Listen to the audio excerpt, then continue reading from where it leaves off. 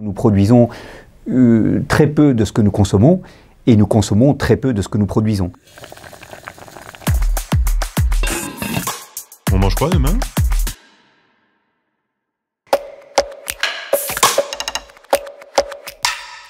On a des systèmes alimentaires qui se sont développés depuis les années 60 dans l'objectif de produire le plus possible au moindre coût possible.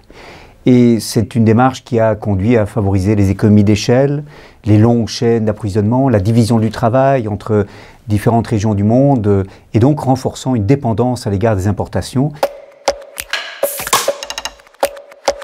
Au lieu de cette efficience, l'on doit privilégier davantage de résilience, c'est-à-dire une diversification des possibilités de s'approvisionner.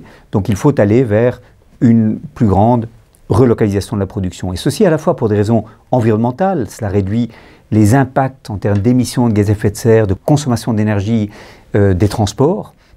Cela réduit la nécessité d'une transformation de la matière première agricole pour qu'elle ait une longue durée de vie, avec des aliments de plus en plus fortement transformés. Et cela permet de reconnecter les mangeurs aux paysans, aux paysannes qui produisent notre alimentation, avec dès lors la possibilité pour la rémunération de ces paysans et paysannes d'être améliorée sans que cela affecte la capacité pour les ménages à faible revenu de s'alimenter dignement. Et ça ne veut pas dire qu'il faut tendre à l'autarcie.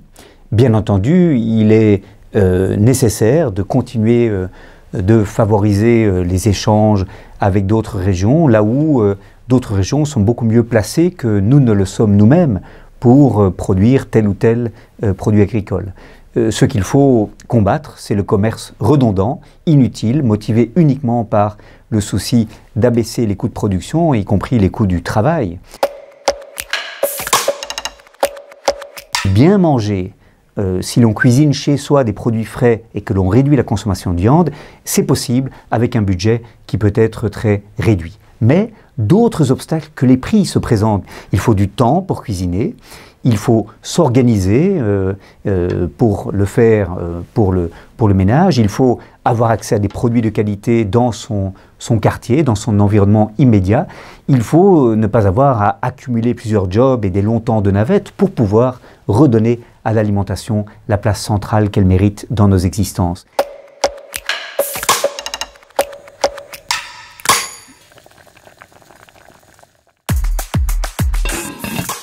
On mange quoi demain ?